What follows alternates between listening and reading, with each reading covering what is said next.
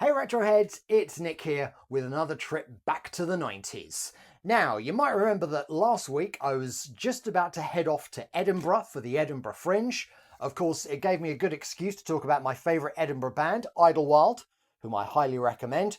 Sadly, I didn't bump into any of Idlewild while I was out there, but I did get to see something else that was a famous export of Edinburgh, a live immersive version of the Trainspotting film.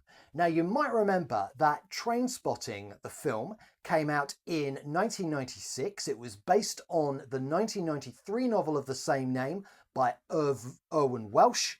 And one thing you might not have known, which they had a few factoids about the film here, is that Trainspotting did actually become a stage play before it became the film directed by Danny Boyle in 1996. And this was fascinating to watch. So it's all about a couple of, less than aspiring people living in Edinburgh.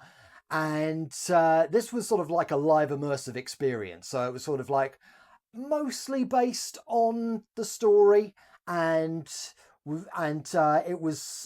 obviously you have the actors like right up in front of you for live immersive experiences, as any of you who've been on one of them will know.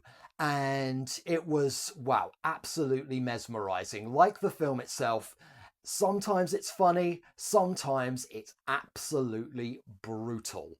And well, I highly recommend it because it is genuinely really thought provoking.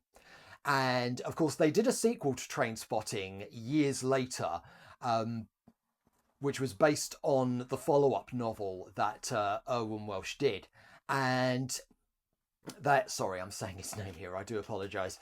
Well, it makes you wonder why it didn't come out sooner. But then it's easy to forget that the film made huge stars out of all its main actors, if they weren't already. So Ewan McGregor, Robert Carlyle, Ewan Bremner, Johnny Lee Miller, Kelly MacDonald, lots of them. And yeah, I highly recommend it. It's a good blast from the past, and it features some of the tracks that were featured in the soundtrack as well. So of course the beginning was Iggy Pop's Lust for Life, and of course later on it finishes with Born Slippy by Underworld, which has a special place in my heart because of course Underworld hail from mine and Swaley's hometown of Romford.